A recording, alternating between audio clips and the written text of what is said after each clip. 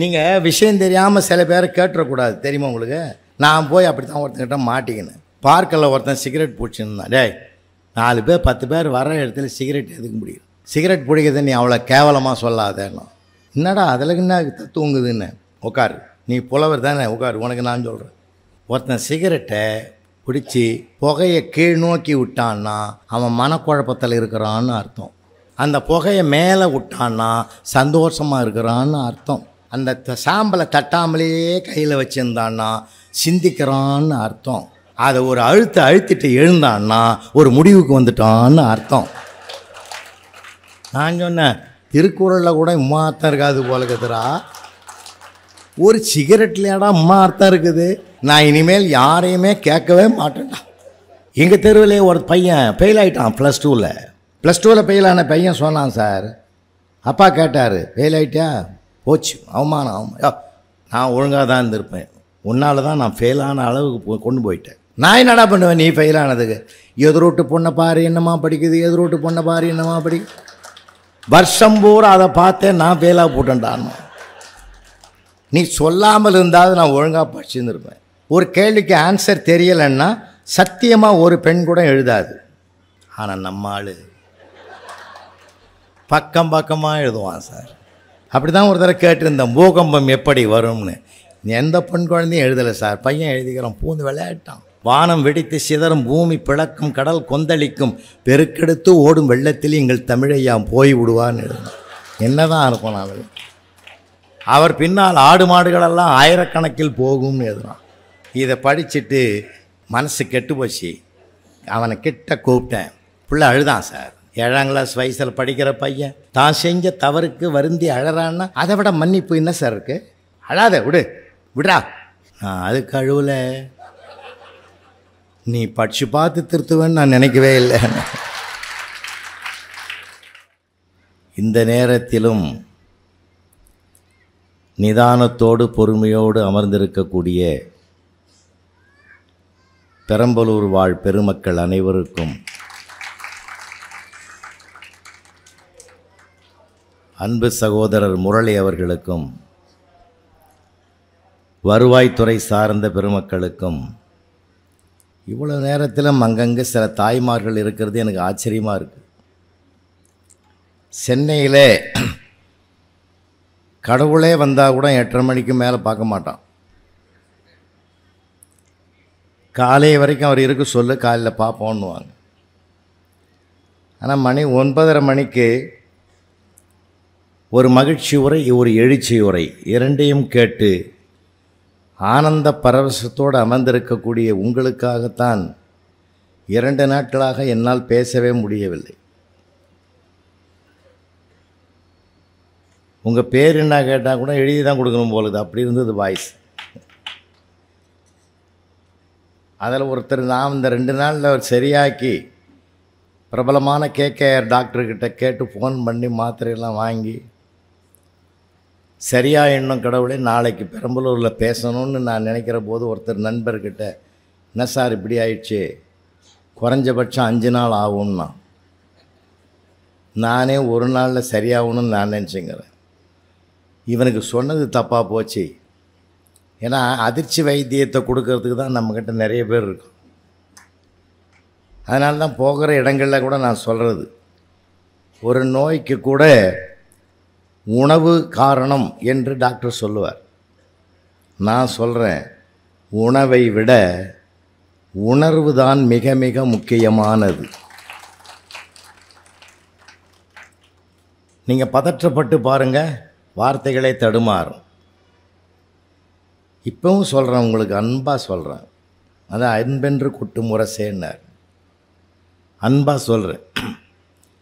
Sugar வந்துடுதுன்னே கவலைப்படாதீங்க, அது ஒரு பற்றாக்குறை, அவ்வளவுதான், நோய் கிடையாது.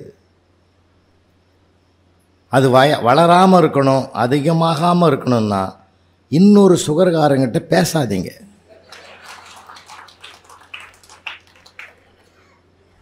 நிஜம், நான் வேணால் சொன்னதை டெஸ்ட் பண்ணி பாருங்கள். நாளை காலையில் ப்ளட் டெஸ்ட் எம்டி ஸ்டமக்கில் எவ்வளோ இருக்குதுன்னு பாருங்கள். பார்த்துட்டு ஒரு மேற்படி சுகர்காரங்கிட்ட உட்காந்து ஒரு 1/2 மணி நேரம் பேசுங்க. அவன் அதை தவிர வேறு எதையும் பேச மாட்டான். பேசி உங்களுக்கு எவ்வளோ ஏறி இருக்குதுன்னு அப்புறம் போய் டெஸ்ட் பண்ணி பாருங்கள். ஏற்றாமல் போக மாட்டான். உணர்ச்சி வசப்படுகிற போது தான் மனிதன் உண்மையிலிருந்து புரள்கிறான். அதனால்தான் கொண்டு வா அவனை என்று சொல்வதற்கு பதிலாக பொற்கொள்ளன் சொன்ன வார்த்தையை கேட்டு ஊடல் கொண்டு போகிற கோப்பெருந்தேவியினுடைய ஊடலை தீர்ப்பதற்கு ஒரு வாயில் கிடைத்து விட்டது என்று உணர்ச்சி வசப்பட்டதனால்தான் கொன்றுவா என்று பிறழ்ந்து சொல்லிவிட்டார். உணர்ச்சி வசப்படக்கூடாது, அதுதான் முக்கியமானது. இது அதுதான் நான் சொன்ன கற்றது கடுகளவு. இப்போ படிக்கிறது போகிற ஐயா சொன்னாங்க மணிமேகலை பற்றி. இன்றைக்கி தமிழ்நாட்டில் இலக்கிய பேச்சாளர்கள் கூட தொடாத சப்ஜெக்டை என் தம்பி ஸ்டாலின் தொட்டிருக்கிறாருன்னா நான் சந்தோஷப்படுறேன். என்ன அருமையான நூல் தெரியுமா? அது நேரம் இல்லாதனால அவர் விரிவாக போகல. உள்ள மணிபல்லவ தீவிலே ஆபோத்திரனால் வீசி எறியப்பட்ட அட்சய பாத்திரம் அது.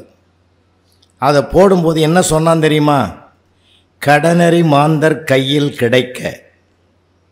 என்ன தொடர் தெரியுமா அது? கடனறி மாந்தர் கையில் கிடைக்கன்னு போட்டான். பின்னால் மணிமேகலைக்குத்தான் கிடைத்தது. இன்னைக்கு அந்த மாதிரி ஒரு மணிமேகலை அல்லது ஒரு மணிவண்ணன் அந்த தீவில் நிற்கிறான். ஒரு அட்சய பாத்திரம் கிடைக்குது. அவன் என்ன பண்ணுவான்? உடனே ஃபாஸ்ட் ஃபுட்டு ஆரம்பிச்சிருவான். அதனால்தான் அவன் கடனறி மாந்தர் கையில் கிடைக்கன்னா, இது எனக்கல்ல, இது உலகத்திற்கு என்று அண்ணன் ஐயா சகோதரர் ஸ்டாலின் சொன்னது, குணசேகரன் சொன்னது போல சிறைக்கோட்டத்தையும் அறக்கோட்டமாக மாற்றினாள். சிறையில் உள்ள கைதிகளை கூட சோறு போட்ட அன்றைய அன்னை தெரசா அவர்தான். நம்மக்கிட்ட எல்லாமே இருக்குது, இதை நம்ம படிக்கிறது இல்லை. கற்றது நான் என்ன நினச்சிங்கிறேன் தெரியுமா?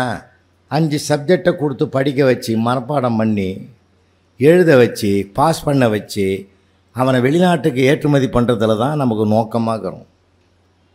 வருத்தமாக இருக்குது. இங்கே நிறைய என்னுடைய குடும்பத்தை சார்ந்த ஆசிரியர் பெருமக்கள் இருப்பாங்க. இன்றைக்கி ஆசிரியர்கள் படுற பாடு என்னன்றது உங்களுக்கு எல்லாருக்கும் தெரியும். அதுவும் அரசு பள்ளி ஆசிரியர்கள்னால் படாத பாடு கொஞ்சம் நெஞ்சம் கிடையாது சார். காலம் சமூகம் எப்படி மாறி கிடக்குதுன்றதுக்காக சொல்கிறேன். சேலத்துலேருந்து ஒருத்தர் நண்பர் எனக்கு ஃபோன் பண்ணார். சார், நீலாம் 2007 சந்தோஷமாக ரிட்டையர் ஆகிட்ட, நான் படுற கஷ்டம் எனக்கு தான் தெரியும். அப்படின்னா ஏன் கஷ்டப்படுறேன்னு. 6ஆம் கிளாஸு சேர வந்தவனை ஏதாவது ஒரு கேள்வி கேளுன்னார் ஹெட் மாஸ்டர். ஒரு நல்ல குடிமகனுக்கு என்னடா வேணும்னு கேட்டேன். ஊருகான்ட்டான் சார்.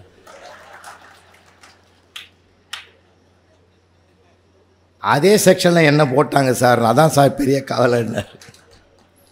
அந்த மனுஷன் வருஷம் பூரா கஷ்டப்பட்டுருக்குது.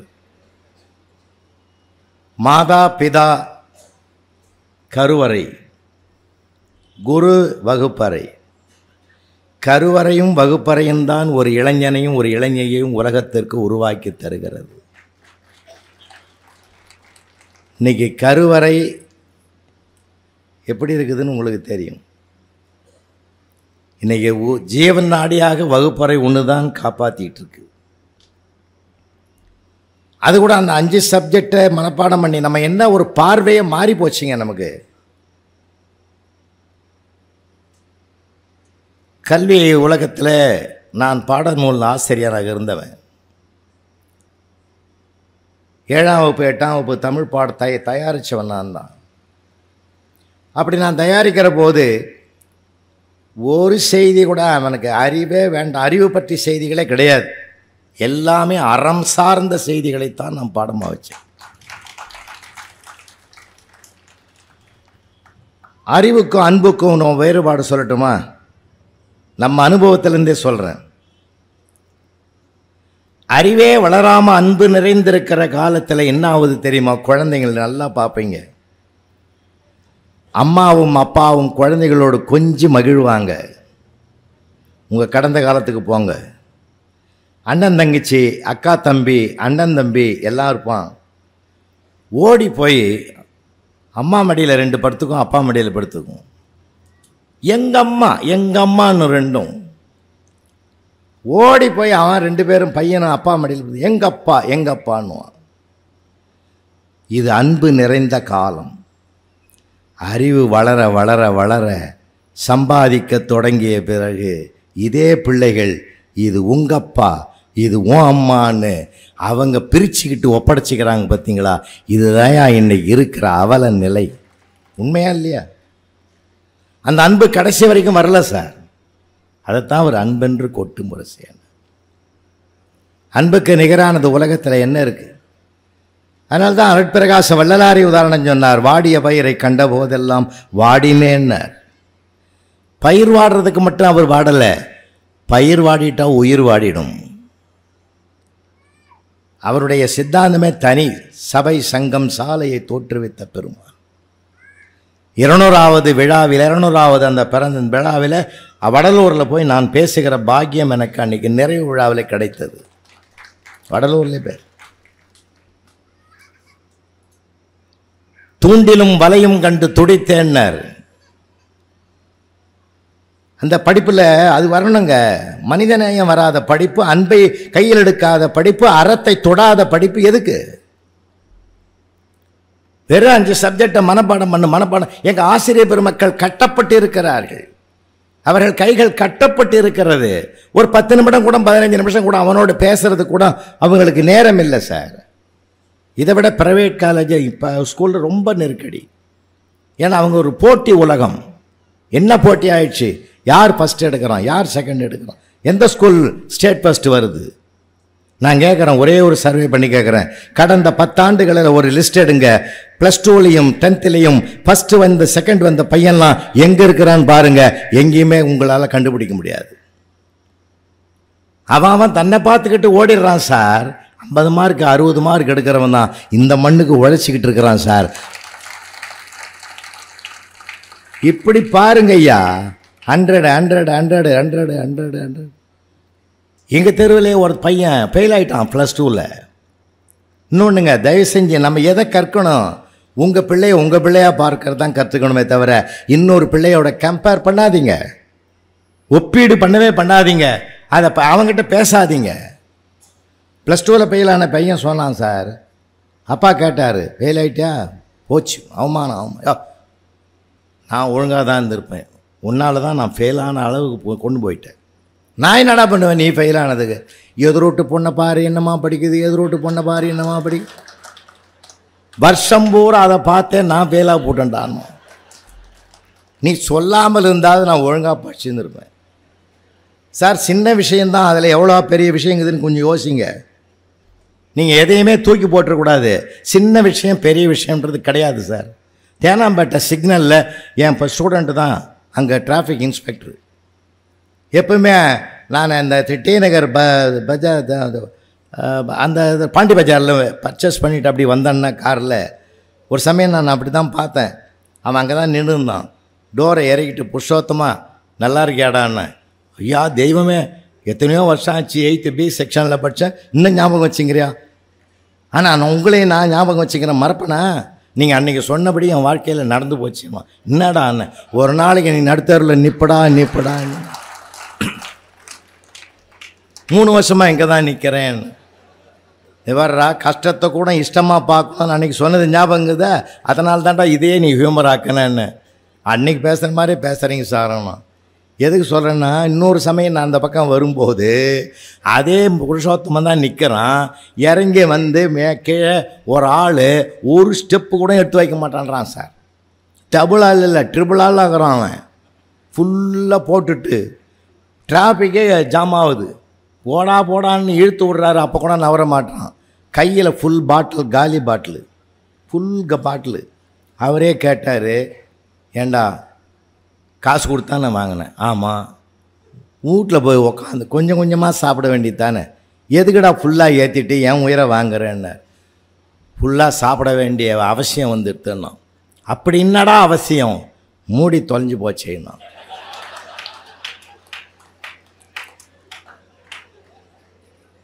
இது என் காதில் விழுந்தது. நமக்கு அவன் சொல்கிறது சின்ன காரணமாக தெரியுது. ஆனால் அவனை பொறுத்தவரையில் அதுதான் பெரிய காரணம். மூடி இருந்திருந்தால் அதை மூடி வச்சு பத்திரமா வச்சுருந்துருப்பான். அப்படியே வச்சா அது கீழே ஊற்றிக்கிறத விட நாம் ஊற்றிக்கோன்னு ஊற்றிக்கணும். அதில் காரணங்களை நம்ம ஆராய்ச்சி பண்ணணும். சின்ன காரணம் இல்லை, பெரிய காரணம். தயவு செஞ்சு புஸ்தகத்தில் இருக்கிறத விட வெளி உலகம் நமக்கு பாடத்தை அனுபவ பாடமாக கற்பித்து கொடுக்கும். எதிலிருந்தும் எதையும் கற்கலாம் இல்லையா? எதிலிருந்தும் எதையும் கற்கலாம். அதுக்கு நம்ம தயாராகணும் சார். என்ன புத்தக திருவிழாவுக்கு வந்திருக்கோம். அந்த நாளில் புத்தக காட்சின்னு வச்சுருப்பாங்க தெரியுமா? அந்த புத்தக காட்சி என்பதையே புத்தக திருவிழா என்று சொல் மாற்றம் செய்து இன்றைக்கு நாடு முழுவதும் வலம் வருவதற்கு காரணமே ஸ்டாலின் குணசேகரன் தான். கோயில் திருவிழாவில் எல்லாம் போனால் சட்டி பானை வாங்கும். கிராமத்தில் பார்த்தீங்கன்னா சட்டி பானை மத்து முறம் எல்லாம் வாங்கி போகும் கிராமத்தில். அதே மாதிரி புத்தக திருவிழாவுக்கு வந்து புத்தியை வளர்க்குற அறிவு வளர்க்குற புத்தகத்தை வாங்கும். ஆனால் இப்போ வர்றவங்கெல்லாம் நான் பார்க்குறேன், கடையில் உள்ளவன் இருக்கும்போதே செல்பேன் பேசுகிறான். புத்தகம் வாசிக்கலாம் வா என்று அழைக்கிறது. புத்தகம் வாசிக்கலாம் வா என்று அழைக்கிறது. செல்போனோ வா சிக்கலாம் என்று அழைக்கிறது. இதெல்லாம் மாட்டினான்னா எவையா வேண்டாம் இல்லை? தாய்மார்கள் கோச்சிக்கப்படாது. ராத்திரி 12:30 மணிக்கு மிட் நைட்டில் ஒரு அம்மா மேக்கப் பண்ணுது, பவுடர் அடிக்குது, பொட்டு வைக்குது, பூ வைக்குது, லிப்ஸ்டிக் அடிக்குது. வீட்டுக்காரன் எழுந்து மூழ்கிக்கணும். அர்த்தராத்திரியில் ஏண்டி இந்த ஆர்ப்பாட்டம்? யார் ஒன்றை பார்க்க போகிறாங்க? எதுக்கு இவ்வளோ? ஆய மூடும் படு. நானே ஃபேஸ் லாக்கு வச்சுக்கிறேன் செல்லில், அது உத்து பார்த்தா ஓப்பன் ஆக மாட்டேன்னுது. அது மேக்கப்போட பார்த்தா தான் அது ஓப்பன் ஆகும் போலகுது. அதுக்காக நான் இந்த நேரத்தில் நான் இவ்வளோ கஷ்டப்பட்டுங்கிறேன், உனக்கு என்ன சரி போகுது? போய் படுன்னா அவன் போய் படுத்துட்டு அவன் மறுபடியும் சிரிக்கிறான். அந்த அம்மா சத்தம் கேட்டுது, வார் மறுபடியும் சிரிக்கிற எதுக்குன்னு கேட்டு என்னை கோவப்படுத்து. இல்லடி, ஒரிஜினல் மூஞ்சி செல்லுக்கே பிடிக்கல. நான் 10 வருஷமாக உன் கூட குடும்பம் பண்ணுறேன்னு என்னை இனிமேலாவது கருணையோடு பாரு. நாம் எதை சாமி படித்தோம்? உறவுகள் படித்து கொடுத்தது. இப்போ கருவிகள் வேறு எங்கேயோ கூட்டிகிட்டு போகுது. உறவுகள் கரங்களை பிடித்து கொண்டு வலம் வந்தோம். பல அரிய செய்திகளை சொல்லி கொடுத்தார்கள். இன்னைக்கு கருவிகளை கையில் பிடித்து கொண்டு உலா வருகிறோம். ஒரு மண்ணும் தெரியல. மனித தன்மை போச்சே சார், மனித தன்மை போயிட்டதே. தயவு செஞ்சு இனிமேலாவது இங்கே இருக்கிற பெற்றோர்களுக்கு இந்த புத்தக திருவிழாவில் ஒரே ஒரு நற்செய்தியாக கையில் எடுத்துகிட்டு போங்க. தயவு செஞ்சு உங்கள் காலில் தொட்டு வணங்கி கேட்குறேன், ஒரு நாளைக்காவது உங்கள் பிள்ளைகளோட மூத்தவர்கள் பேரன் பேத்திகளோடும் பெற்றோர்கள் பிள்ளைகளோடும் ஒரு அரை மணி நேரமாவது அதுக்குன்னு ஒதுக்கிட்டு பேசுங்க ஐயா, ஒதுக்கிட்டு பேசுங்க. இதை நான் ஃபாலோ பண்ணுறேன் சார். பேசாமல் போனதனால்தான் பல பிரச்சனைகள் விஸ்வரூபம் எடுக்கிறது. குறிப்பாக தாய்மார்களை பெற்றோர்களுக்கு சொல்கிறேன், உங்களை வணங்கி சொல்கிறேன். ஒரு பெண் குழந்தையை பெற்றீர்கள் என்றால் அந்த பெண் குழந்தைய அதிகமாக நேசிங்க, அதிகமாக பேசுங்க. சில சிக்கல்கள் எங்கே வருது தெரியுமா? நீ மூல நட்சத்திரம், நீ அவன் வந்து பார்ப்பான், உனக்கு செவ்வாதோஷம் இருக்குது, செவ்வாதோஷம் இருக்குதுன்னு அது சந்தோஷமே போயிடும். ஒரு மண்ணாங்கட்டியும் இல்லை, அது ஒரு முடிவுக்கு வாங்க. செவ்வாதோஷமாவது மூல நட்சத்திரமாவது எந்த நட்சத்திரமாவது 24 மணி நேரமும் நல்ல நேரம் தான், 365 நாள் நல்ல நாள் தான். அந்த முடிவுக்கு நீ வராம அந்த நட்சத்திரத்தில் பிறந்தது அதுவும் குற்றமா? அதுவும் குற்றமா? அது உன் வீட்டில் பிறக்கணும்னு அதுவா கேட்டுது? யோசித்து பார்க்கணும் சார், அறிவுபூர்வமாக சிந்திக்கணும். ஒரு மண்ணும் கிடையாது சார். எவனோ ஒருத்தன் சொல்கிறான்றதுக்காக கையில் எடுத்துக்கணும் பாவாந்திகளை இம்சப்படுத்தி அது ஒரு முடிவுக்கு வருது. 20 வயசுக்கு மேலே செவ்வாய் தோஷம்னா முடியாதுன்னு அம்மா சொல்லிட்டா அந்த சந்தோஷத்தை நாமே தேடிக்குவோம் அப்படின்னு அது போயிடுது சார். அது இல்லை, அப்புறம் அது போயிடுச்சுன்னு கத்தியும் கிடக்கிற. எதுவாக இருந்தாலும் அப்பா இருக்கிறேன் அம்மா இருக்கிறேன் கவலைப்படாத, உன்னை கரையேற்றுவதற்கென்றே நான் காத்திருக்கிறேன், கவலைப்படாதே கண்மணி என்று தட்டிக்கொடு ஊக்கப்படுத்துங்க. சார் அப்பா இருக்கிற தைரியத்தில் தான் சார் பெண் குழந்தைய வளருது. அது மனசுக்குள்ளெல்லாம் அப்பா அப்பா தான் சார் பெரிய ஹீரோ. எந்த பெண் குழந்தைக்கும் தகப்பன் தான் சார் ஹீரோ. கல்யாணம் பண்ணி கொடுத்து அடுத்தவங்க வீட்டுக்கு போன பிற்பாடு கூட அந்த பெண்ணு என்ன தெரியுமா சொல்லுவார், 1000 என்ன சொல்லி யாரையும் வேணாலும் சொல்லி, எங்கள் அப்பாவை சொன்ன நடக்கிறதே வேறேன்னு சொல்லுவார். பொத்தி பொத்தி வளர்த்தமையா அப்பன், வளர்ப்பில் கடவுளுக்கு சமமையா அந்த அப்பன். அதனால்தான் அந்த கடவுளே இருக்கிறான்னா அந்த கடவுளே அந்த அப்பனுக்கு தான் அந்த பொண்ணை கொடுத்துருக்கிறான் பிள்ளையா. என்னை மாதிரி இவன் தான் பாதுகாப்பான்னு நம்பிக்கையில் ஒவ்வொரு வீட்லேயும் நடக்கிறது சார். அவங்க பிள்ளைகள்கிட்ட பேசணும் சார். அதை கற்கலையே நம்ம படி படி படி படி மண்ணா போன்னு தான் சொல்லி கொடுக்குறோம். அவனை மனிதனாகவே வரமாட்டான் சார். நான் கேட்குறேன், இங்கே இருக்கிற ஆசிரியர்கள் அத்தனை பேருக்கு நான் சொல்கிறேன்யா, பெற்றோர்களுக்கு அத்தனை பேருக்குன்னு சொல்கிறேன், மனப்பாடம் கொடுக்குற பாடத்தை மனப்பாடம் பண்ணிவிட்டு அப்படியே வாந்தி எடுக்கிறான் பாரு பேப்பரில், அவன்லாம் ரிப்போர்ட்டர். மார்க்கு குறைஞ்சாலும் ஒன்றை உருவாக்குறான் பார், அவன் தான் சார் ப்ரமோட்டர். அவனை நீங்கள் தேடுங்க. உங்களுக்கு ரிப்போர்ட்டர் வேணுமா ப்ரமோட்டர் வேணுமா? ப்ரமோட்டர் வேணும் சார். அவனை தட்டி கொடுங்க சார். அவன் என்ன எழுதுறான் சார். ஒரு கவிஞன் ஆக்குங்க, ஒரு தொழிலதிபர் ஆக்குங்க. பிழைக்கிறதுக்கு 1000 வழி இருக்குது நம்ம புத்தியில் அப்பப்போ சொல்லுங்கள். பிழைக்கிறதுக்கு 1000 வழி இருக்குதுடா. பெரிய டாக்டர் மட்டும்தானே, வெறும் இன்ஜினியர் மட்டும்தானே? அவன் படிக்கிறோம் போடா. ஆர்ட்ஸ் அண்ட் சயின்ஸில் படுறா. சென்ட்ரல் கவர்மெண்ட் ஸ்டேட் கவர்மெண்ட் அத்தனை ஜாப்லையும் உட்காடுறவன் ஆர்ட்ஸ் அண்ட் சயின்ஸ் ஸ்டூடெண்ட் தான்டா. அதை படுறா. நாம தான் சார் தெம்பு கொடுக்கணும், ஊக்கப்படுத்தணும். அப்படி அவன் நம்ம ஒரு மனித தன்மையோடு அவன் மன உறுதியோடு நம்ம உருவாக்கிட்டோம்னா அருமையாக இருப்பான் சார். நான் என்னுடைய 36 ஆண்டுகள் ஆசிரியர் பணியில் சாதித்தது எவ்வளவு. நான் சொல்லிக் கொடுத்ததுலாம் யாதா மிட்டாதாரர் வீட்டு பிள்ளை இல்லை, மிராஸ்தார் வீட்டு பிள்ளை இல்லை, ஸ்கேலஞ்சர் கால்வாய் தள்ளுகிறவர்களுடைய பிள்ளைகள், குடுகுடுப்பைக்காரனுடைய பிள்ளைகள். அந்த ஸ்லம் ஏரியாவில் நான் வாக்கிங் போகும்போது ஒவ்வொரு பிள்ளையும் தட்டி எழுப்பி காலையில் எழுப்பி விட்டுட்டு வருவோம், படிங்கடான்னு. சாதித்தேன். எதுக்காக இதை சொல்கிறேன்னா, நம்ம நினச்சா கொண்டு வரலாம் சார். விட்டுட்டா தான் போச்சு. பேசணும் பிள்ளைகளோடு. அவன்லாம் என்ன அருமையாக சிந்திக்கிறான் தெரியுமா? நான்லாம் ரொம்ப ரசிப்பேன் சார். நீங்கள் யோசிப்பீங்களா? பெரிய ரோட்டில் பைக்கு பறக்குது. ஒரு பக்கம் யமஹா, ஒரு பக்கம் சுசுகி. ஒருத்தன் அது பெருசா அது நம்ம பெருசா, எவன் வேகம்னு அதிகமாக பறக்கிறான். நமக்கு பயம் வருது. பாருங்கள், உருப்படாத்துங்க ரெண்டுன்றோம். ஆனால் அதே ஒரு பையன் 6ஆம் கிளாஸ் படிக்கிற பையன் என்கிட்ட எழுதும், சுசுகிக்கும் யமஹாவுக்கும் போட்டி, ஜெயித்தது ஆம்புலன்ஸ்.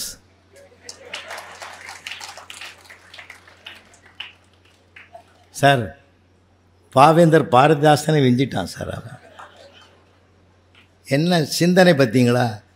2 பேரும் வேணா போனான்னு என்ன அழகாக எழுதலாம் பாருங்கள். ரொம்ப நீங்கள் ரசிக்கணும் சார் பிள்ளைகளை. ரசிப்பது இஸ்லாத்தில் 5 கடமைகளில் ஒன்று என்ன தெரியுமா? சதாத்துன்னு ஒன்று இருக்குது. அது அங்கே பெருமானார், நபிகள் பெருமானார் சொல்கிறார், ஒரு அன்பான சிரிப்பு கூட ஒரு சதாஸ் அப்படின்றார். ஒரு அன்பான சிரிப்பு கூட ஒரு மனிதனுக்கு செய்கிற மிகப்பெரிய நன்மைன்றார். அதை நாமக்கிட்ட இருந்தால், நம்மக்கிட்ட இருந்தால் தானே அடுத்தவொன்று கொடுக்க முடியும். நாம் மகிழணும், மற்றவங்கள மகிழ வைக்கணும். இதுதான் சார் கற்பதிலே தலையான மகிழ்ச்சி. அதுதான் நமக்கு இருக்கிற வேதனையை விட அவனுக்கு எவ்வளோ வரும்னு எதிர்பார்த்தா அது படிப்பா. சார் நான் ஒரு பல வருஷங்களுக்கு முந்தி தாம்பரம் பகுதியில் முடிச்சூர் ரோட்டில் ஸ்கூட்டரில் வேகமாக போகிறேன். என்னை ஒருத்தன் ஓவர்லோக் பண்ணிவிட்டு என்னை இடித்து தள்ளுற மாதிரி வேகமாக போனான் சார். எனக்கு சங்கடமாக இருந்தது. சரி, நான் ஓரமாக அப்படி ஒதுங்கிட்டேன். போனவன் அந்த வேகத்தில் கரண்ட் கம்பத்தில் மோதி கீழே ஊந்துட்டான் சார். மூர்ச்சி ஆகிட்டான். மனிதநேயத்தை பற்றி பேசுகிறமேன்னு சொல்லி ஸ்கூட்டரை லாக் பண்ணிவிட்டு அவனை கொண்டு போய் தீபம் ஹாஸ்பிட்டலில் அட்மிட் பண்ணி ஃபஸ்ட் எய்டெலாம் கொடுத்து அவன் மயக்கமாக்குறான். அவன் வீட்டுக்கு ஃபோன் அடிப்பு சொல்லுவோன்னு சொல்லி வெளியில் வந்து, தெரிஞ்சவன் தான், தெளியில் வந்து ஃபோன் பண்ணலான்னா அதுக்குள்ளே எழுந்து வந்துட்டான். பின்னாடியே வந்து நிற்கிறான். சொல்லிட்டு, ஐயா வணக்கம், உன்னை இடிக்கிற மாதிரி தான் போனேன், நானும் மன்னிச்சிக்கோ. அதை மனசில் வைக்காமல் என்னை கொண்டாந்து ஆஸ்பத்திரியில் சேர்த்து ட்ரீட்மெண்ட்டு கொடுத்த பற்றியா, ரொம்ப சந்தோஷம். ஆனால் ஒன்று, இதே மாதிரி உதவியே ஒரு காலத்தில் உனக்கு நான் செய்வேன்.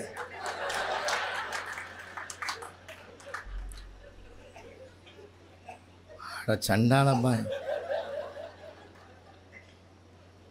உதவி உரைத்து உதவி வரைத்தன்று உதவி செய்யப்பட்டார் சால்பின் வரைத்தன். யாருக்கு உதவி எப்படி செய்யணுமோ அவனை பொறுத்து தான் அந்த உதவியினுடைய அருமை பெருமையேன்னு நினைக்கிறேன். நான் அந்த குரலை மனசில் நினச்சின்னு வீட்டுக்கு வந்துட்டேன். வாழ்க்கையை அனுபவிக்கணும் சார். அங்கே தான் கற்றது. சும்மா ஏதோ சம்பாதிக்கிறதுக்கு இல்லை சார். சம்பாதிக்கிறதா படிக்கிறேன் எல்லாம் அதை தான். முளைச்சி மூணையில் பாவம் அந்த குழந்தைங்கிட்ட என்னைக்கா அன்பாக பேசியிருக்கிறோமா? எல்லாரும் பேசுகிற ஒரே வார்த்தை அவனுக்கு பிடிக்காத வார்த்தை. வீட்டில் இருக்கிறவன், வந்தவன், போனவன் எல்லாம் அந்த குழந்தைகிட்ட என்ன கேட்குறான் தெரியுமா? ஹோம் ஒர்க் எழுதிட்டியா? எதிரியை பார்க்குற மாதிரி பார்க்குறான்யா. அதில் அதிகமாக கேட்டவன் பூரா இராணுவத்தில் சேர்ந்துட்டான். ஏன் சுட்டு தள்ளுறா அடுத்த மணி ஆகுதுன்னு. அவ்வளோ வெறுப்பு வந்துடுது அவங்ககிட்ட பேசுகிறது. அதே ஒரே வார்த்தையா? ஆசிரியர் பெருமை. நான் எல்லாம் வகுப்பில் போனால் உடனே பாடமே நடத்த மாட்டேன் சார். பாடமே நடத்த மாட்டேன். இதெல்லாம் சிலபஸை கட்டின்னு அழுவணும். நம்ம வேறு வழியே கிடையாது. அதுக்குள்ளே வருஷத்துக்குள்ளே அந்த சிலபஸை முடிக்கணும். அதுக்கு ஒரு நோட்ஸ் ஆஃப் லெசன். அது எது கிடையாது நோட்ஸ் தண்டம். அது எழுதி அதை வச்சு நம்ம நடத்துகிறோம். நான் கேட்குறேன், பிஎட் எம்எட் எந்த மட்டும் அங்கே வேலைக்கு ஆகாது. அங்கே சைக்காலஜி ஆசிரியராக மாறினாதான் ஒரு ஆசிரியர் வகுப்பையே ஜெயிக்க முடியும் சார். எனக்குள்ள அவன் வர்றதை விட அவனுக்குள்ள நான் போகணும். இன்னொரு விஷயம் சொல்லட்டுமா? என்னை பிடித்தால் தான் என் சப்ஜெக்டும் அவனுக்கு பிடிக்கும். என்னை பிடிக்கலைன்னா சப்ஜெக்ட் பிடிக்காது. நான் மிலிட்ரி மேனாக எடுத்துக்கணும், கொம்பு எடுத்துக்கிட்டா இப்போ 2 நாளைக்கு கேட்பான். அதனால தான் சில சிக்கல்கள் வர்றதுக்கு காரணம். அவனாக நான் மாறுகிற போது அவன் என் கூட வந்துடுவான் சார். பயாலஜியில் ஏன்டா 100க்கு 100 வாங்கினேன். இந்த டீச்சரை எனக்கு ரொம்ப பிடிக்கும் சார். கேளுங்க ரிப்போர்ட்டை பிள்ளைகளை. சார் வார்த்தைகளில் இருக்கிறது வாழ்க்கையின் வெற்றி. இதை படிக்கணும். நான் ஒரு நாள் லீவ் போட்டு நான் மறுநாள் போனேன்னா சார் 10 பசங்க என்னை சுற்றிக்குவான் சார். அதில் ஒருத்தங்க போங்க சார் லீவ் போட்டிங்க. எங்களுக்கெல்லாம் ஒரே ப்ராப்ளம் ஆகி போச்சு. எனக்கு எப்படி இருக்கும்? அதெல்லாம் ஒருத்தன் சொல்கிறான், சார் அவன் என்ன ப்ராப்ளம் சொன்னான்னு தெரியுமா? உங்கள் பீரியடில் மேத்ஸ் டீச்சர் வந்துட்டாங்க சார். அவன் ப்ராப்ளம். இப்போ அந்த பிள்ளைகள் கொஞ்சம் பேசுகிற போது எனக்கு மகிழ்ச்சியாக இருக்கா இல்லையா சார்? இதை இப்படி வைங்க. ஒருத்தன் கேட்குறான், என்ன சார் ஒரு வாரம் லீவுன்னாங்க அதுக்குள்ளே வந்துட்டிங்க. அங்கே நான் போகவே வேணாம்.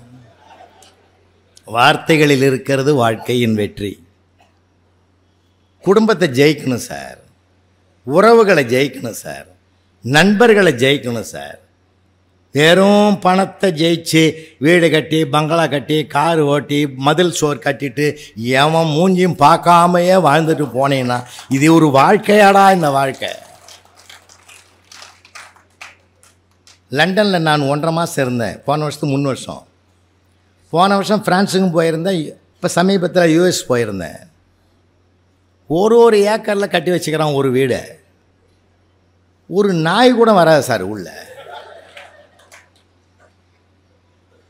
சத்தியமாக சொல்கிறேன். நான் ஒரு வீட்டுக்கு நாங்கள் விருந்துக்கு போனோம் யூஎஸில். 20 கோடியில் கட்டியிருக்காரு வீடு. எவ்வளோ? நிஜமாக சொல்கிறேன்னா பொய் சொல்லலை. 7 ஷெட்டு போட்டிருக்கான் சைடில். எல்லாம் ஏசி ஷெட்டு. ஒவ்வொரு ஷெட்டுலேயும் 7 நாளைக்கு 7 கலரில் காரு. ஒவ்வொரு காரும் 1.5 கோடி இருக்கும். ஆச்சுங்களா? பங்களா எங்கே ஏமா இருக்கிறான்னு கண்டுபிடிக்க முடியாத அளவுக்கு பெருசு. எல்லாமே ரிமோட் கண்ட்ரோல் ஒரே லேப்டாப்புக்குள்ளே வச்சுங்குது. எல்லாமே லாக் அண்ட் எல்லா சிஸ்டமும். பெரிய தொழிலதிபர். அங்கே போய் நாங்கள் விருந்து சாப்பிட்டோம். எல்லாரும் ஆச்சரியமாக ரூமை சுற்றினாங்க. அதை பார்த்தாங்க, இதை பார்த்தாங்க, வசதிகளை பார்த்தாங்க. நான் உண்மையில் நடந்தது சொல்கிறேன். நான் எதையும் பார்க்கல. அந்த இல்லத்து அரசியை மட்டும் நான் பார்த்தேன். அந்த அம்மா முகத்தை மட்டும் பார்த்தேன். ஒரு மகிழ்ச்சியே இல்லை.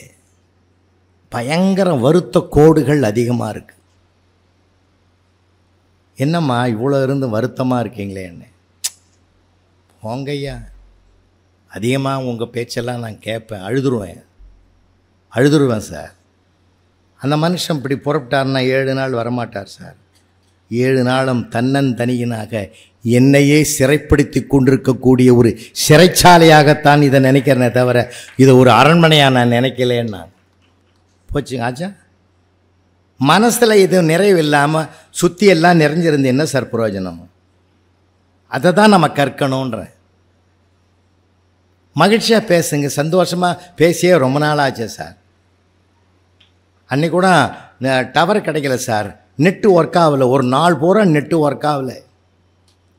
பக்கத்து வீட்டு அம்மா கிட்ட ஒரு அந்த அம்மா பேசுது, நேற்று பூரா நெட்டே ஒர்க் ஆகலடி, எந்த இதுவும் வேலையை செய்யலை, டவர் இல்லை, கரண்ட் இல்லை. அப்போ என்ன தான் பண்ணேன், எங்கள் வீட்டுக்காரர்கிட்ட உட்காந்துன்னு பேசிக்கிட்டு இருந்தேன். அப்போ தான் தெரிஞ்சுது அந்த ஆள் ரொம்ப நல்ல மனுஷனான்னு தெரியறான்.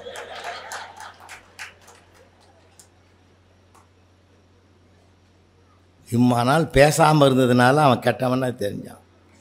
பேசி இப்போ எல்லாமே இந்த கருவி உள்ளங்கையில் கருவியில் உட்காந்துனா வேதனை சார். இதில் சாதனை இருக்குது, இல்லைன்னு சொல்லலை, அதுக்கு அதை பயன்படுத்துவோம் சார்.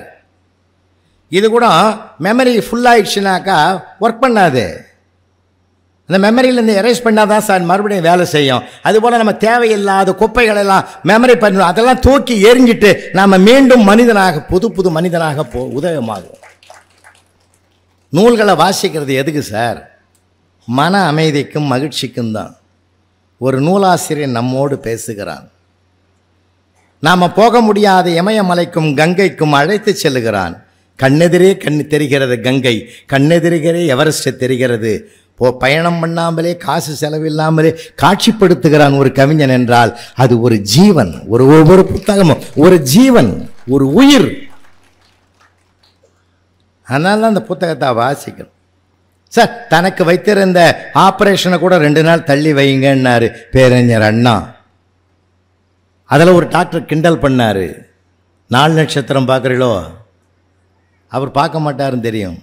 சொன்னார், நான் படித்து கொண்டிருக்கிற புத்தகம் முடிப்பதற்கு இன்னும் 2 நாள் ஆகும், அது முடிந்த பிறகு நீங்கள் அறுவை சிகிச்சை செய்யலாம் என்று மரணத்தின் தருவாயில் கூட நூலை படித்து கொண்டிருந்த அந்த பேரறிஞனுடைய வரலாறு. நமக்கு 95 அகவை வரையிலே எழுதி குவித்தாரே முத்தமிழறிஞர் டாக்டர் கலைஞர் அவர்களைப் போல ஒரு எழுத்து பணியை எவரால் செய்ய முடியுமா?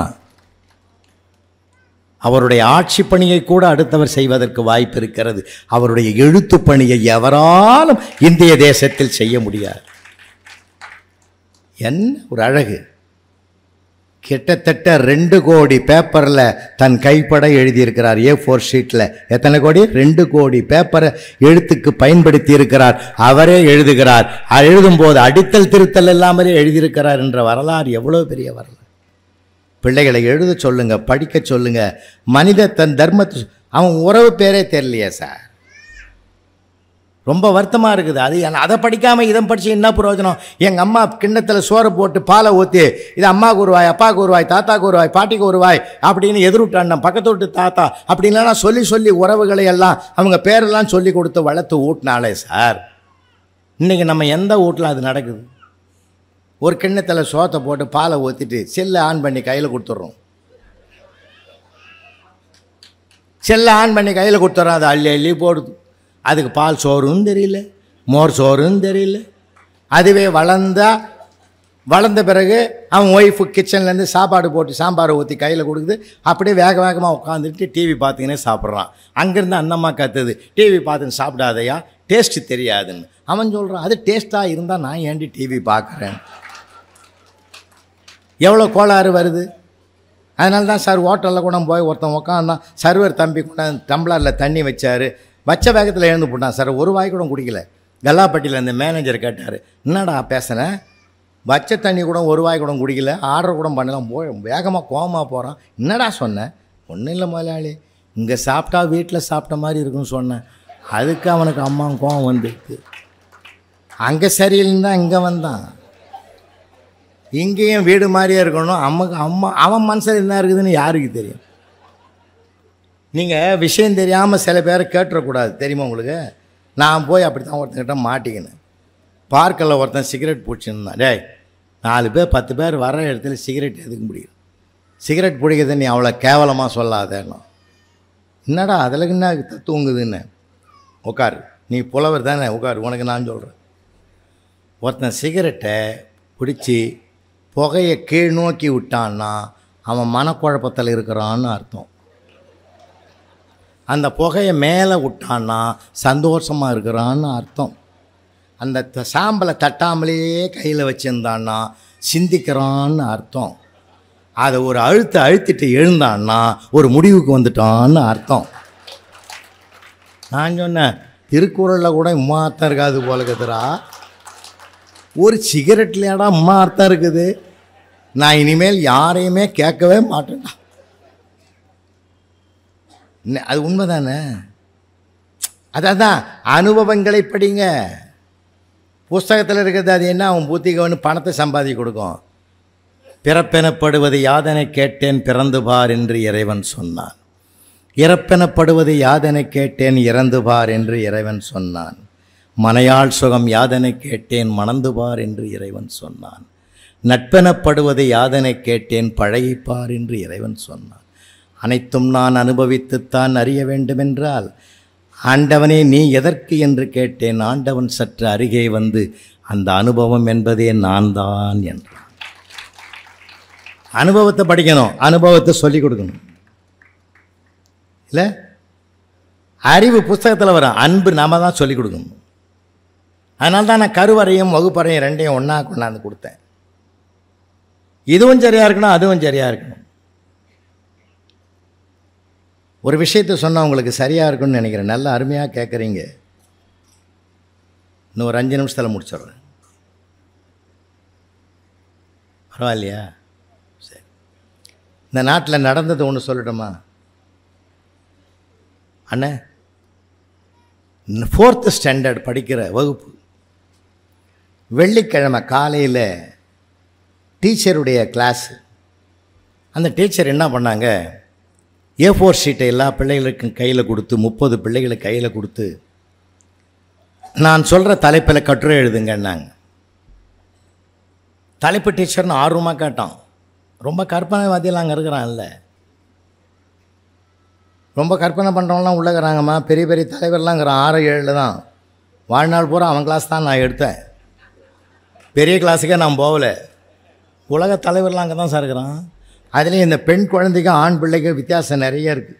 அதை கூட நான் சர்வே பண்ணி வச்சுக்கிறேன் சார். சத்தியமாக சொல்கிறேன், இன்றைக்கி இந்த மண்ணில் ஒரு தர்மம் ஈகை உயிரோடு இருக்குதுன்னா அது ஒரு பெண் தான் காரணம். அது தாயாக தாரமாக சகோதரியாக இருக்கலாம், பெண் தான் காரணம்.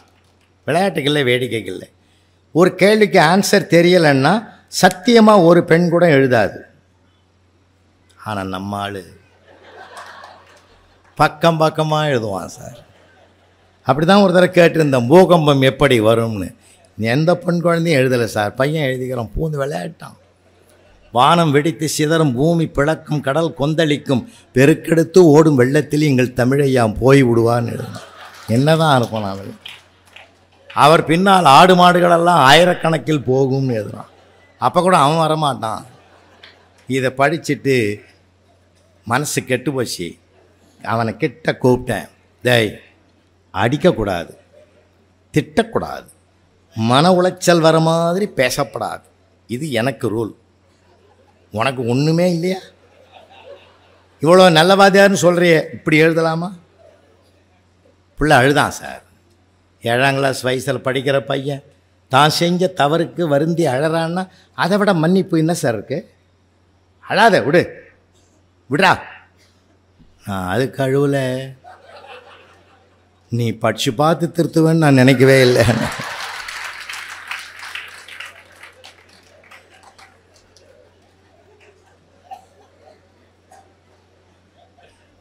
இதுதான் ஆணுக்கும் பெண்ணுக்கும் இருக்குது. ஆனால் அந்த பையன்தான் எழுதலாம். எழுதி அந்த பேப்பரெல்லாம் 30 பேப்பரையும் அந்த அம்மா வாங்கினாங்க. டேய் வெள்ளிக்கிழமை நாளைக்கு லீவு, சனி ஞாயிறு, ஞாயிற்றுக்கிழமை பேப்பரை திருத்திட்டு திங்கக்கிழமை கொண்டாந்து கொடுக்குறேன். சரி டீச்சர், என்ன தலைப்பு தெரியுமா? கடவுள் என் எதிரில் வந்தால் என்ன வரம் கேட்பேன். இதான் தலைப்பு. எல்லாம் எழுதிட்டான்.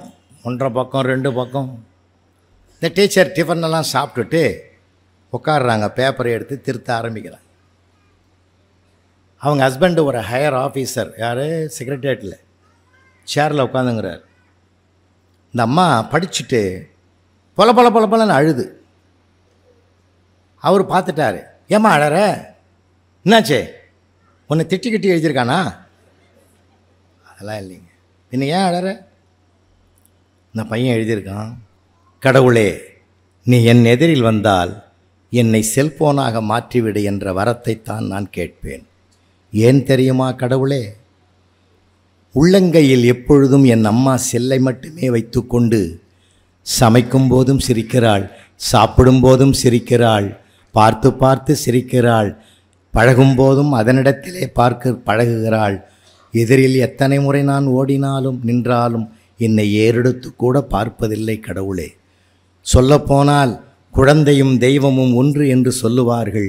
அந்த தெய்வ நிலைக்கு ஒப்பிடக்கூடிய இந்த குழந்தையை அவள் ஒரு நாளும் தொட்டதில்லை கடவுளே. எப்பொழுதும் தொட்டு கொண்டிருக்கிற செல்லாக என்னை நீ மாற்றிவிட்டால் நான் என் தாயின் உள்ளங்கையிலேயே இருப்பேன் அல்லவா?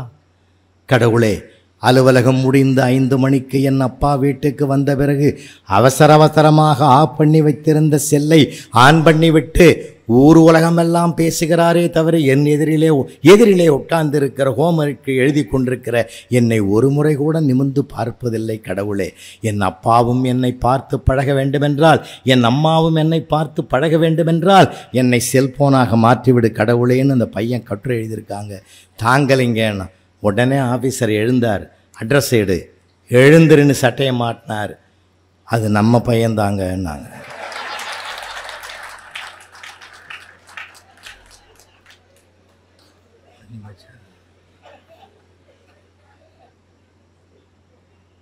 எப்பயுமே தாயும் தகப்பனும் ரோல் மாடலாக இருக்கணும்.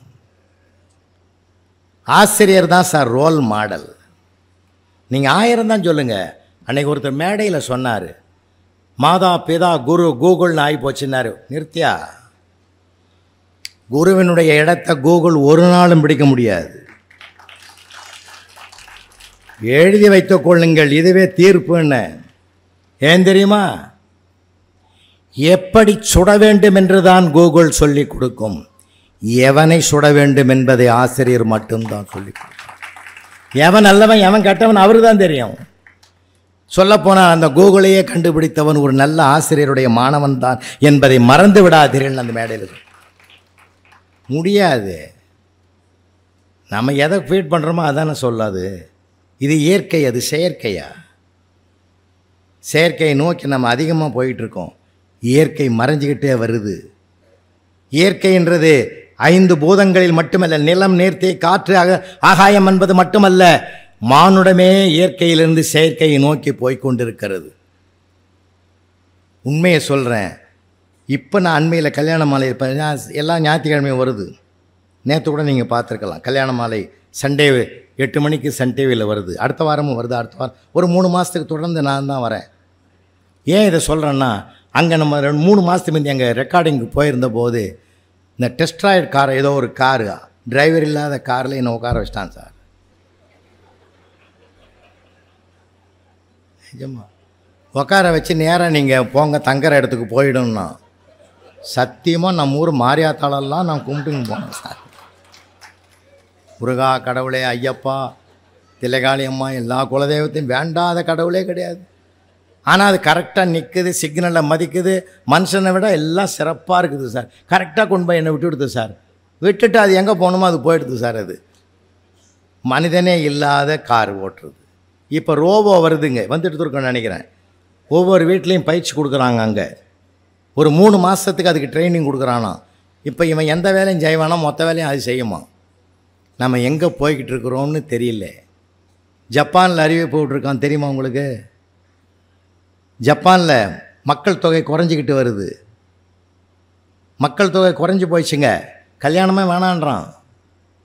அது எதுக்கிட்ட குழந்தை குட்டியெல்லாம் பெற்றுக்கின்னு எவன்டா லோல் பட்டு லொங்கழிச்சிக்கின்னு தோளில் தூக்கின்னு இடுப்பில் தூக்கின்னு எவன்டா அவசப்படுறது? ஜாலியாக இரு, ஃப்ரீயாக இரு, சம்பாதிக்கமா, சாப்பிட்டோமா, வாழ்ந்தோமா, போ. என்றைக்கா இருந்தாலும் போக போகிறோம். அது எதுக்கிட்ட இதெல்லாம் வேறு? இதை உருவாக்கிட்டு இதுக்கு 2 சொத்து சேர்த்து இதுக்கு ஒரு வீட்டை கட்டி இதுக்கு ஒரு என்ன கட்டி அதை வச்சுன்னு காப்பாற்றுதா இல்லையா அதுவும் தெரியாது. இந்த மன உளைச்சல் எதுக்குடான்னு பாவம் கல்யாணமே பண்ணிக்கிறது. அந்த அளவுக்கு போயிட்டு இருக்குது உலகம். அதனால் என் அன்புக்குரியவர்களே, கற்பது என்பது வெறும் புத்தகம் 5 சப்ஜெக்ட் மட்டும் இல்லை. நம்ம வீட்டில் போர் போட்டிருக்கோம்ல, போர் இறைக்கலன்னா என்ன பண்ணுறோம்? ஏர்லாக்கை எடுத்துட்டு 5 வாளி தண்ணி அதில் ஊற்றுறோம் இல்லை, ஊற்றிட்டு அப்புறம் ஸ்டார்ட் பண்ணுறோம். ஃபோர்ஸாக இறைக்குது. ஊற்றின 5 வாளி தண்ணி மட்டும் வர்றதில்லை, ஊறி கிடக்கிற தண்ணீரை கொண்டு வருவதற்கு அந்த 5 வாளி தண்ணீர் பயன்பட்டது போலத்தான் நமக்குள்ளே இருக்கிற சுய அறிவை, இயற்கை ஞானத்தை வெளிப்படுத்துவதற்குத்தான் 5 சப்ஜெக்டை தவிர அதுவே முழுமையான ஞானமாகி விடாது. அம்மா சொல்லிக் கொடுக்கணும், அப்பா சொல்லிக் கொடுக்கணும், பெரியவங்க அனுபவத்தை சொல்லிக் கொடுக்கணும். அப்போ தான் இந்த பிரபஞ்சத்தில் மகிழ்ச்சியாக வருவான். கணவன் மனைவி ஜாலியாக பேசுங்க. சண்டைக்காரங்களா அவங்க? கணவன் மனைவின்ற வாழ்க்கையை நிறைய பேர் கோர்ட்டுக்கு போகிறான். சார், எதுக்குடா கோர்ட்டுக்கு போகிற? வீட்டில் நீ பேசாதனால தாண்டா உன் சப்ஜெக்டை அவன் பேசுகிறாங்க. அங்கே உன் வீட்டு சமாச்சாரத்தை 2 வக்கீல் பேசுகிறாரு. நீயே பேசியிருந்தீன்னா அது நிம்மதியாக போயிருக்கும். அன்றைக்கி ஒரு அம்மா கேட்டுது வீட்டுக்காரனை, மாமா சொர்க்கம் நரகம்ன்றாங்களே, நாம் 2 பேரும் போகிற இடம் தானே சொர்க்கம்னுச்சு. செல்லக்குட்டி, மாமா மட்டும் போகிற இடம் தாண்டி சொர்க்கம், 2 பேரும் போகிற இடத்துக்கு சொர்க்கம்னு பேர் இல்லடி. அப்படியா மாமா? சொர்க்கம்னா எப்படி இருக்கும் மாமா? மாமா சொர்க்கத்துக்கு உள்ளே போனோன்னா ரம்பா, ஊர்வசி, மேனகை, திலோத்தமை எல்லாம் கைப்பிடிச்சி உள்ளே கூட்டியும் போவாங்க. அப்படின்னா நான் எங்கே போவேன் மாமா? நீ நரகத்துக்கு தான் போவேன். அங்கே யாருக்கும் ஒரு கருப்பு குரங்கு வந்து உன்னை கைப்பிடிச்சி கூட்டியும் போவோம். போங்க மாமா, உங்களுக்கு இங்கேயும் அழகி அங்கேயும் அழகி, எனக்கு மட்டும் இங்கேயும். பெண்ணுக்குள் ஞானத்தை வைத்தான் புவி பேணி வளர்த்திடும் ஈசன், மண்ணுக்குள்ளே சில மூடர் நங்கள் மாதர் அறிவை கெடுத்தார். இன்றைக்கு பெண் கல்வியை உயர்வதற்காகத்தான் எங்கள் மாண்புமிகு தமிழ்நாடு முதலமைச்சர் அவர்கள் கல்லூரி கனவாகிவிடக்கூடாது, நனவாக வேண்டும் என்பதற்காகத்தான் படிக்கிற பெண் குழந்தைகளுக்கெல்லாம் 1000 ரூபாயை கரம் நீட்டி கைகளிலே கொடுத்து உரமான கல்விக்கு வழிவகுக்கிறார். என்றால் ஒரு பெண்ணுக்கு எஜுகேஷனும் எக்கனாமிக்கலும் கையில் வந்து விட்டால் அவளுடைய தன்னம்பிக்கை வளரும் என்ற தாரக மந்திரத்தின் மூலமாக கல்விக்கு அதிகமாக செலவு செய்கிற இந்திய திருநாட்டிலே அதிகமான பெரிய மாநிலம் நம்முடைய தமிழருடைய தமிழ்நாடு மட்டும்தான் என்பதையும் சொல்லி, ஏன்னா வடக்கே இருந்து எத்தனை பேர் வந்துக்கிறான். போ நீங்கள் கோயம்புத்தூர், ஈரோடு, திருப்பூர்லாம் போய் பாருங்கள், எல்லாம் நார்த் இந்தியா. இப்போ நாம் தமிழ்நாட்டில் இருக்கிறோமா நம்ம பீகாரில் இருக்கிறோமான்னு நமக்கே தெரியல. ஹோட்டலில் போனால் அவன் தாங்கிறான் மேனேஜர், பேங்க்கில் போனால் அவன் தாங்கிறான், சாம்பாரை கொண்டாடானா சட்னி கொண்டாடுறான் இல்லை. அப்புறம் அவனுக்கு சொல்ல வேண்டியதாகுது ஒயிட் சட்னி ஒயிட். நாம் இந்தி கற்றுக்க வேண்டியதாகுது. இப்போது ரொம்ப சிரமமாக இருக்குது. அப்போ நீங்கள் எல்லோரும் அப்படி நினைப்பீங்க. நான் என்னென்னு தெரியுமா, இத்தனை இளைஞர்களை, லட்சக்கணக்கான இளைஞர்களை நார்த் இந்தியாவில் படிக்க வைக்காமலே வச்சிருக்கிறானே, ஆனால் நம்ம பிள்ளைகள்லாம் உலகத்தை ஆண்டு கொண்டிருக்கிற உயர்ந்த இடத்துல இருக்கிறாங்களேன்னு ஒரு பக்கம் மகிழ்ச்சியை நான் அடைகிறேன். என்றால் கல்வி சிறந்த தமிழ்நாடு என்று, இது கம்பன் பிறந்த தமிழ்நாடு என்று அன்றைக்கே பாரதி பாடியது நிஜமாவதற்குத்தான் இந்த புத்தக திருவிழா. வாருங்கள், வளமான புத்தகங்களை, நலமான புத்தகங்களை வாசிக்க பழக வையுங்கள். வாசிக்க பழகி கொடுத்தாலே அவன் பழகுவதற்கு நீங்கள் அவனுக்கு முன்னால் 1 மணி நேரம் உட்கார்ந்து வாசித்து அதனுடைய ரசனையை சொல்லுங்கள். ரசனையை ஊட்டிவிட்டால் அது தானாக வளரும். நன்றி.